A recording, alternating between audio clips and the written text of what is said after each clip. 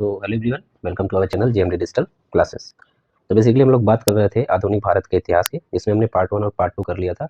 Part 2 में हम लोग यहाँ तक थे कि जो सैंडलर कमेटी थी, सैंडल विश्वविद्यालय आयोग 1917 में बना था शिक्षा में सुधार के लिए। नोआ कोली में जो दंगा हो रहा था उस समय महात्मा गांधी के सचिव थे प्यारेलाल, और महात्मा गांधी का जो पहला सत्याग्रह था वो चंपारण सत्याग्रह था 1917 में। राजकुमार शुक्ल ने इनको आमंत्रित किया था, और राजकुमार शुक्ल की बात करें तो ये मुरली भरावा के रहने वाले थे। महात्मा गांधी की बात करें तो 1915 में अफ्रीका से वापस भारत आए थे 9 जनवरी के दिन, इसीलिए प्रति एक वर्ष 9 जनवरी को प्रवासी भारतीय दिवस के रूप में मनाया जाता है। यहाँ तक हमने कर लिया था। अब बढ़ते हैं आगे। महात्मा गांधी पढ़े थे तो महात्मा गांधी श्यामल दास कॉलेज भावनगर में इन्होंने अपनी पढ़ाई लिखाई करी थी। गांधी जी ने प्रत्यक्ष रूप से भाग नहीं लिया था, तो एक आंदोलन हुआ था वायकोम सत्याग्रह। वायकोम सत्याग्रह मंदिर में प्रवेश के लिए लेकर आंदोलन हुआ था, जिसमें गांधी जी ने प्रत्यक्ष रूप से भाग तो नहीं लिया था, लेकिन इसका समर्थन प्राप्त था गांधी जी का। इस सत्याग्रह को, वायकोम सत्याग्रह को, गांधी जी ने प्रत्यक्ष रूप से भाग नहीं लिया, लेकिन इसका समर्थन इन्होंने किया था। महात्मा गांधी के करीबी अंग्रेज मित्र कौन थे जो आंदोलन के समय? तो महात्मा गांधी के करीबी अंग्रेज मित्र जो थे वो थे रेवंड चार्ली एंड्रयूज। रेवंड चार्ली एंड्रयूज जो है आंदोलन के समय महात्मा गांधी के सबसे करीबी अंग्रेज मित्र थे।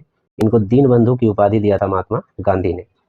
All India trade union Congress, जिसकी स्थापना हुई थी 1920 में, और इसके पहले अध्यक्ष थे लाला लाजपत राय। इस all India trade union Congress की अध्यक्षता भी किया था एंड्रयूज साहब ने 1925 और 1925 से 1927 तक। 31 अक्टूबर 1920 को all India trade union Congress की स्थापना होती है, और इसके पहले अध्यक्ष बने थे लाला लाजपत राय। नेक्स्ट पॉइंट देखते हैं। अहमदाबाद सत्याग्रह हुआ था 1918 में। गांधी जी का पहला सत्याग्रह चंपारण सत्याग्रह था 1917। उसके बाद अहमदाबाद सत्याग्रह 1918 में हुआ। मजदूरों के जो मिल मजदूर थे उनके बोनस को लेकर ये मामला था। बोनस न मिलने की वजह से मजदूर परेशान थे, और इन्होंने गांधी जी से आग्रह किया, तो गांधी जी ने अहमदाबाद में भी सत्याग्रह किया था। भारतीय राष्ट्रीय कांग्रेस के कोषाध्यक्ष जो 1930 में जेल गए थे उनका नाम क्या था? तो भारतीय राष्ट्रीय कांग्रेस के कोषाध्यक्ष जो 1930 में जेल गए, जमनालाल बजाज। जमनालाल बजाज जो है भारतीय राष्ट्रीय कांग्रेस के कोषाध्यक्ष थे। 1930 में ये जेल भी गए थे। अखिल भारतीय किसान सभा की स्थापना कब हुई थी? तो अखिल भारतीय किसान सभा की स्थापना अप्रैल 1936 में होती है लखनऊ में, और इसके अध्यक्ष बने स्वामी सहजानंद सरस्वती। स्वामी सहजानंद सरस्वती ने अखिल भारतीय किसान सभा की अध्यक्षता की थी, जिसकी स्थापना हुई थी अप्रैल 1936 लखनऊ में। अखिल भारतीय व्यापार संघ कांग्रेस, मुंबई में इसकी स्थापना होती है 1920 में। उसको all India trade union Congress भी कहते हैं, all India trade union Congress, AITUC। All India trade union Congress की स्थापना 1920 में मुंबई में हुआ था। इसके अध्यक्ष बने लाला लाजपत राय, और महासचिव बने दीवान चमन लाल। अध्यक्ष कौन बने थे? लाला लाजपत राय, और महासचिव बने थे दीवान चमन लाल। कम्युनिस्ट इंटरनेशनल का सदस्य बनने वाले पहले भारतीय कौन थे? कम्युनिस्ट इंटरनेशनल के सदस्य बनने वाले पहले भारतीय थे MN राय। MN राय कम्युनिस्ट इंटरनेशनल के सदस्य बनने वाले पहले भारतीय थे। वहीं अगले पॉइंट की अगर बात करें कि भारतीय उच्चायुक्त का पद सृजित हुआ, तो भारतीय उच्चायुक्त के पद का सृजन किया गया भारत शासन अधिनियम 1919 के द्वारा। जलियांवाला बाग नरसंहार की बात करें तो भारतीय इतिहास की सबसे खतरनाक घटनाओं में से एक जलियांवाला बाग नरसंहार 13 अप्रैल 1919 को हुआ था। इसके विरोध में टैगोर ने अपनी नाइटहुड की उपाधि वापस कर दी थी। रोलेक्ट एक्ट की बात करें तो ये मार्च 1919 में आया था। सर सिडनी रोलेक्ट की अध्यक्षता में रोलेक्ट एक्ट मार्च 1919 में आया था।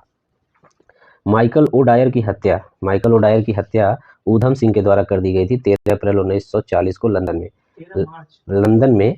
माइकल ओडायर की हत्या ऊधम सिंह ने किया था 13 मार्च 1940 को। 13 मार्च 1940 को लंदन में ऊधम सिंह ने माइकल ओडायर की हत्या कर दिया था। ये माइकल ओडायर मेन जिम्मेदार था किसके लिए? जलियांवाला बाग नरसंहार के लिए। 1920 में खिलाफत कमेटी की सभा जो हुई थी वो इलाहाबाद में आयोजित की गई थी।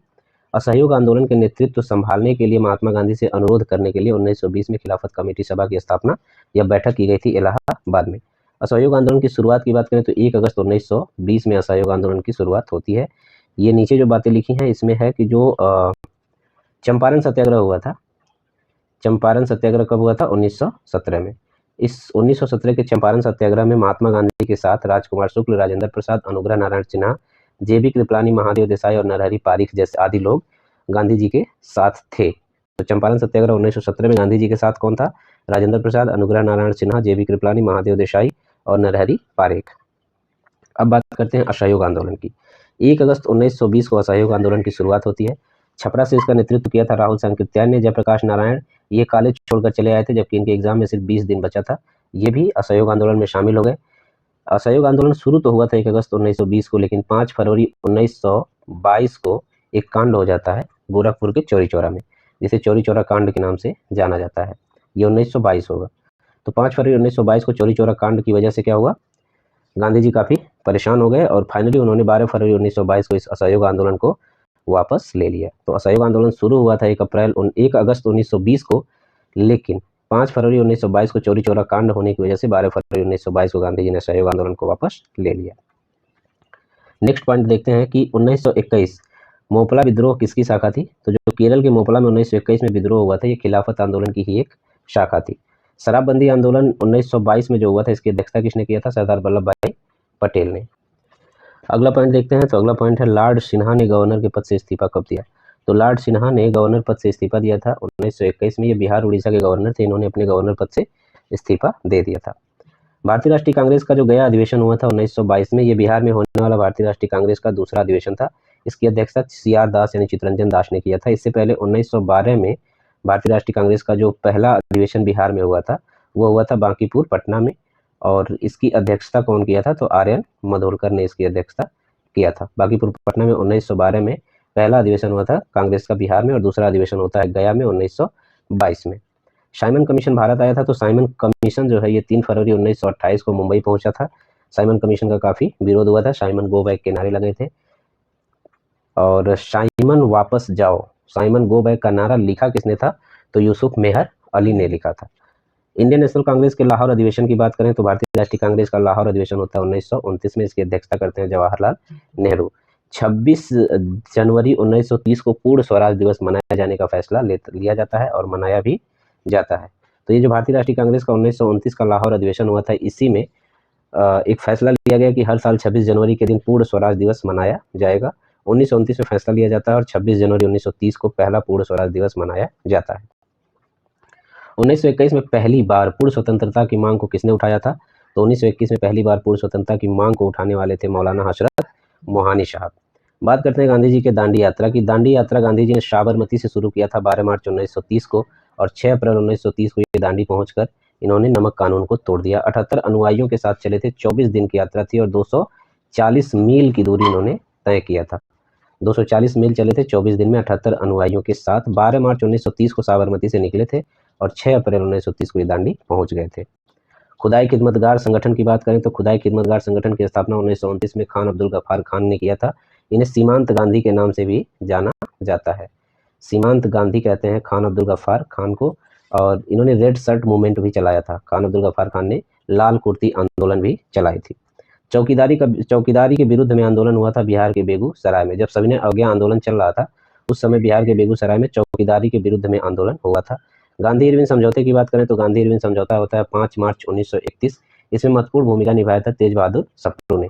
तेज बहादुर सप्रू के महत्वपूर्ण भूमिका निभाने की वजह से 5 मार्च 1931 को गांधी और इरविन के बीच में समझौता होता है, जिससे दूसरे गोलमेज सम्मेलन में भारतीय राष्ट्रीय कांग्रेस ने भाग लिया था। और भाग लेने के लिए 7 सितंबर 1931 को SS राजपूताना नामक जहाज से गांधी जी लंदन गए हुए थे। अगर गोलमेज सम्मेलन की बात करें तो टोटल 3 सम्मेलन हुए थे, 1930, 1931 और 1932। पहले और तीसरे सम्मेलन का कांग्रेस ने बहिष्कार किया था, जबकि दूसरे सम्मेलन में कांग्रेस ने भाग लिया था। गांधी जी SS राजपूताना नामक जहाज से 7 सितंबर 1931 को लंदन के लिए रवाना हुए थे। ठीक है, तो अगला पॉइंट है सेकेंड राउंड टेबल कॉन्फ्रेंस के बारे में, जिसमें कांग्रेस ने भाग लिया था। तो द्वितीय जो क्या हुआ था, गोलमेज सम्मेलन हुआ था या राउंड टेबल कॉन्फ्रेंस हुआ था, वो असफल रहा। 1931 में हुआ था, गांधी जी यहाँ पे गए थे भाग लेने के लिए। 5 मार्च 1931 को गांधी इरविन समझौते के बाद कांग्रेस ने राउंड टेबल कॉन्फ्रेंस में भाग लेने के लिए सहमति जताई थी, लेकिन ये असफल रहा। इसकी वजह क्या थी, सांप्रदायिक प्रतिनिधित्व विवाद पर। सांप्रदायिक प्रतिनिधित्व यानी कि दलितों के लिए पृथक निर्वाचन क्षेत्र देने की बात कर दी गई, जिसमें गांधी जी काफ़ी नाराज हुए और वो असहमति जताते हुए वहाँ से चले आए।